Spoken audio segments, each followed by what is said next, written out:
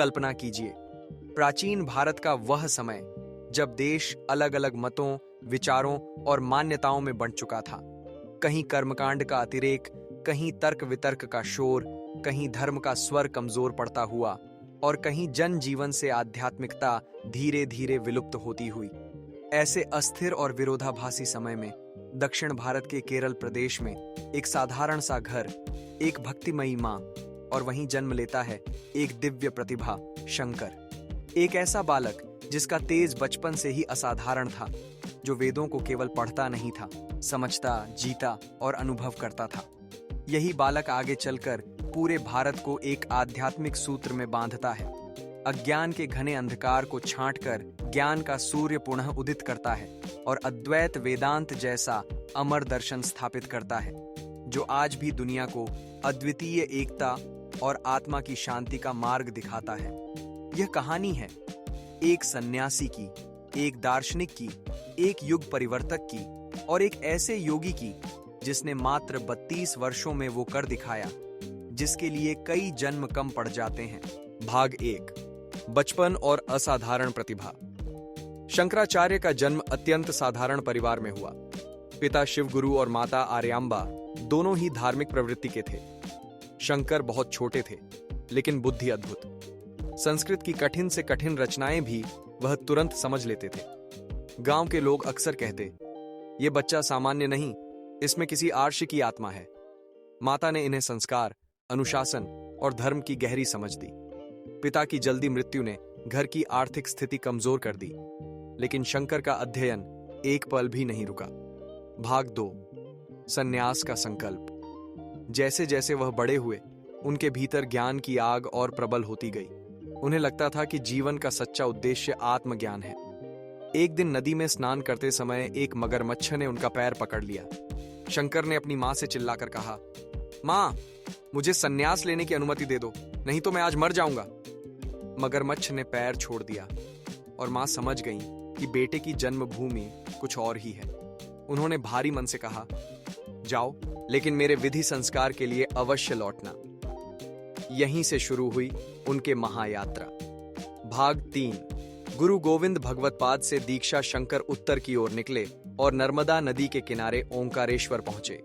यहीं उनकी मुलाकात हुई महान योगी गुरु गोविंद भगवत्पाद से। गुरु ने शंकर की बुद्धि और विनम्रता देखकर उन्हें शिष्य स्वीकार किया।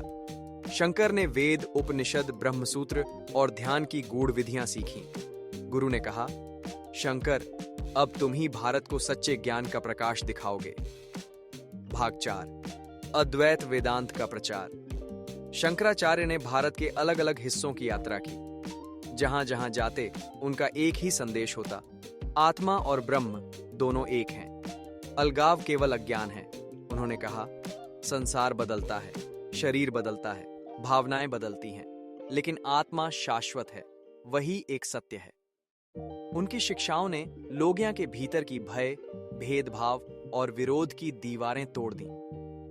भाग 5, कुमारिल भट्ट और मंडन मिश्र से संवाद जारी। ज्ञान की इस यात्रा में उनकी भेंट हुई प्रसिद्ध विद्वान कुमारिल भट्ट से, जिनके उन्होंने सही दिशा दी।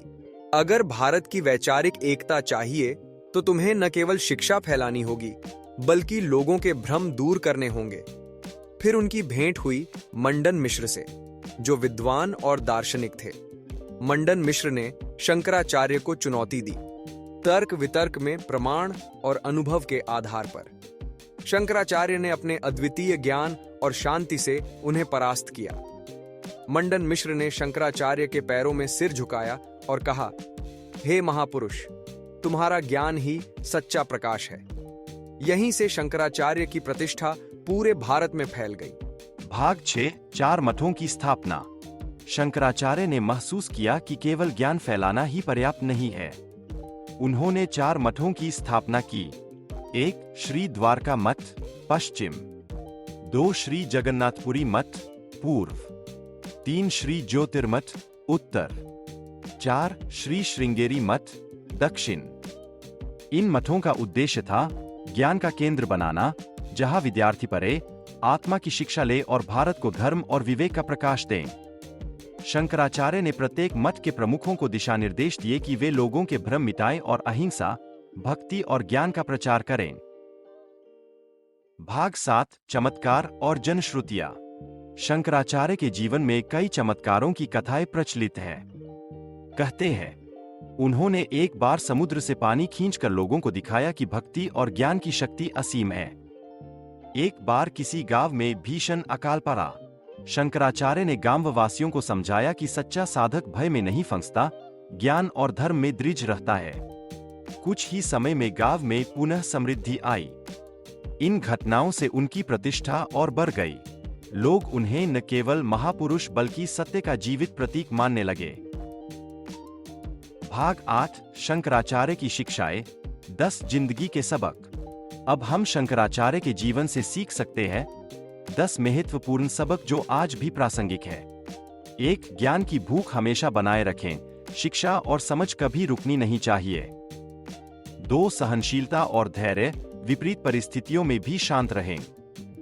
3. सत्य और धर्म के प्रति निष्ठा, कभी भी अपने आदर्शों से समझौता न करें। 4. विचारों का स्पष्टता, अज्ञान और भ्रम को दूर करना प्राथमिकता हो। 5. संन्यास का महत्व, अपने अहंकार को त्याग कर उच्च लक्ष्य की ओर बढ़े। 6. गुरु का सम्मान, ज्ञान का मार्ग गुरु के मार्गदर्शन से ही संभव है।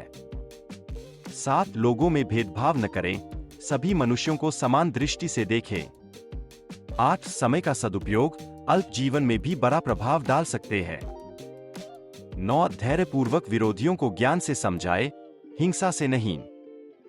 10. आत्मज्ञान सर्वोपरि है, बाहरी शक्ति से अधिक आंतरिक शक्ति महत्वपूर्ण है। ये 10 सबक न केवल शंकराचार्य के जीवन का सार है, बल्कि आधुनिक जीवन में भी मार्गदर्शक बन सकते हैं। भाग 9, जीवन का अंतिम चरण। शंकराचार्य केवल 32 वर्ष के रहे, लेकिन उनके जीवन की गाथा इतनी प्रेरणादायक है कि सैकड़ों सालों तक लोग उनके विचारों और शिक्षाओं से प्रेरणा लेते रहे। उनका संदेश हमेशा यही था, भ्रांतियों और अज्ञान से ऊपर उठो, आत्मा की शाश्वत सत्ता को पहचानो और जीवन में प्रेम, भक्ति और ज्ञान का मार्ग अपनाओ। उन्होंने मृत्यु से पहले अपने मठों और शिष्यों को निर्देश दिए कि भारत में ज्ञान का दीपक हमेशा जलता रहे। भाग 10, जीवन का संदेश और अंतिम प्रेरक विचार। शंकराचार्य का जीवन हमें सिर्फ इतिहास नहीं बल्कि जीवन जीने की दिशा भी दिखाता है। उन्होंने सिखाया कि सत्य और ज्ञान की खोज हमेशा प्राथमिकता होनी चाहिए, चाहे परिस्थितियां कितनी भी कठिन क्यों न हो। जीवन में सफलता केवल शारीरिक शक्ति या संपत्ति से नहीं आती, बल्कि आत्मिक शक्ति और विवेक से आती है।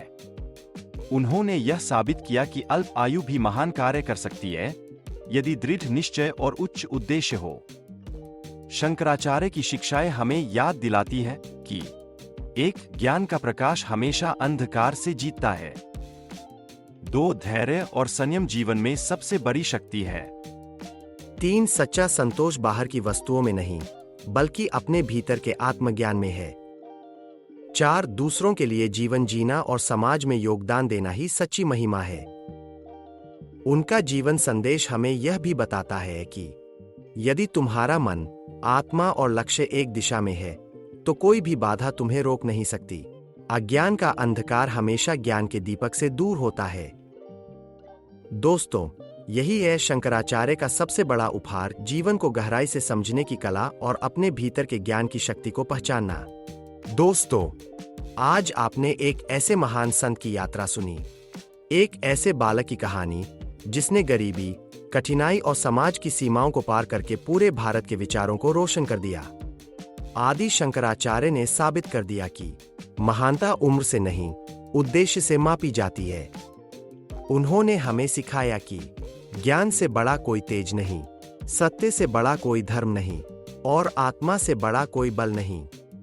अगर आज आपका मन किसी समस्या, किसी डर या किसी उलझन में फंसा हुआ है, तो बस एक बात याद रखें, जिस व्यक्ति ने 32 साल में पूरा भारत बदल दिया, उसी परंपरा का ज्ञान, वही शक्ति आज भी आपके भीतर है। जीवन की हर कठिनाई, हर संघर्ष और हर अंधकार के सामने एक दीपक हमेशा जलता है, वह है ज्ञान का दीपक। तो दोस्तों, इस प्रकाश को अपने भीतर जगाइए और दुनिया को वैसा ही रोशन कीजिए जैसा शंकराचार्य ने किया था। अगर उनकी कहानी ने आपके दिल को छुआ हो तो इस वीडियो को आगे भेजें ताकि ज्ञान का यह प्रकाश किसी और के जीवन को भी रोशन कर सके। जय श्री शंकराचार्य। धन्यवाद। और याद रखिए, अज्ञान कितना भी गहरा हो, ज्ञान का प्रकाश हमेशा जीतता है।